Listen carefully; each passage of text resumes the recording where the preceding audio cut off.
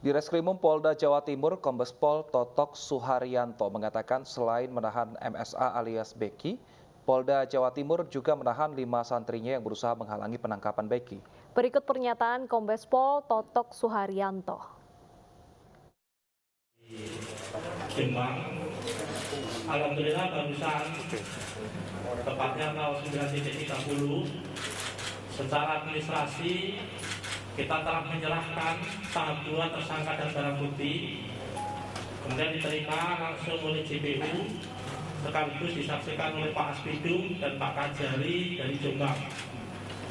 Mendasari pasal 8 ayat 3 KUHP, kita telah melaksanakan kewajiban penyidik untuk menyerahkan tersangka dan barang bukti. Sekaligus untuk penyerahan berikutnya, tahapan berikutnya untuk peradilan sepenuhnya nanti akan dilaksanakan oleh rekan-rekan dari JPU. Kemudian rekan-rekan sekaligus untuk kemarin 321 yang telah kita amankan dalam proses penangkapan di tanggal 7 Juli 2022,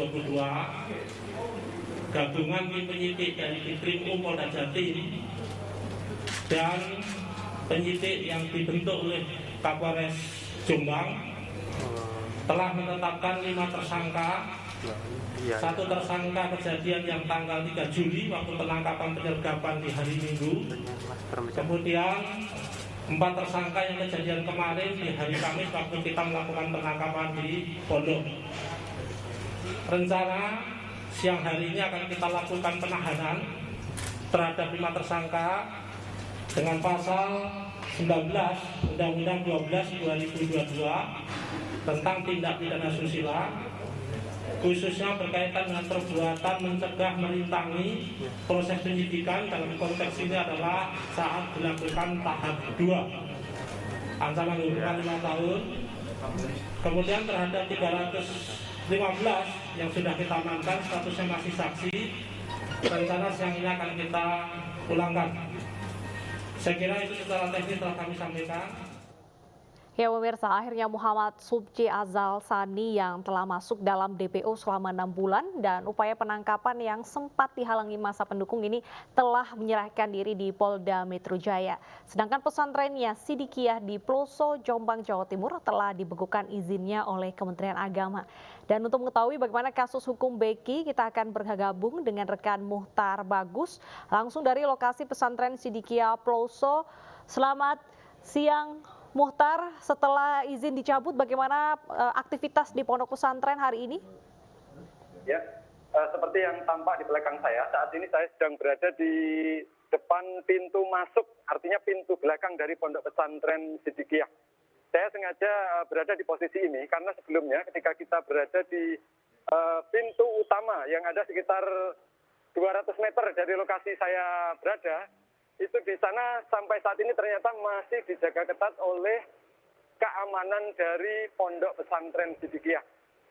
Beberapa waktu yang lalu tim liputan dari televisi lain juga sempat diamankan, dibawa ke pos dan diinterogasi serta dilarang untuk melakukan pengambilan gambar. Artinya bahwa sampai saat ini walaupun Kementerian Agama sudah menyatakan membekukan izin dari pondok pesantren Sidikiyah, di dalam pondok pesantren sendiri sampai saat ini masih dilakukan penjagaan ketat oleh aparat keamanan dari pondok pesantren sendiri. Sementara aparat kepolisian yang pagi tadi tampak berjaga di belakang saya saat ini sudah ditarik pulang dan penjagaan sepenuhnya dari kepolisian saat ini sudah tidak tampak lagi. Demikian, Reza. Baik, lalu apakah hingga saat ini Anda melihat sejak pagi tadi hingga siang ini tidak ada aktivitas memang di dalam pondok pesantren setelah dibekukan ini, Muhtar? Ya, perlu diketahui bahwa area pondok pesantren Sidikiyah ini cukup luas, sekitar 5 hektar di dalam. Sehingga dari posisi kami berada, sulit sekali untuk bisa melihat bagaimana situasi yang ada di dalam sana. Terlebih di gerbang-gerbang masuk menuju pondok pesantren itu juga dijaga ketat oleh aparat keamanan pesantren. Namun kami juga sempat mewawancarai Kepala Kementerian Agama Kabupaten Jombang terkait dengan pembekuan izin pesantren Sidikiyah. Kementerian Agama Kabupaten Jombang menghimbau pihak pesantren Sidikiyah agar mematuhi keputusan pemerintah ini, keputusan Kementerian Agama, dan dihimbau juga kepada wali santri untuk menarik putra-putrinya yang saat ini masih belajar di Pondok Pesantren Sidikiyah untuk dipindahkan ke pondok pesantren atau sekolah yang lain. Demikian. Apakah sudah ada wali santri yang datang mungkin untuk menjemput anak mereka? Dari pantauan yang tampak di belakang saya, baik di pintu belakang pondok pesantren ini maupun di pintu utama, kami tidak melihat adanya aktivitas wali murid yang berdatangan untuk menjemput anak-anak mereka. Bisa jadi proses tersebut dilakukan secara diam-diam, artinya tidak beramai-ramai. Mereka datang satu persatu kemudian menjemput anaknya. Demikian, Dalga.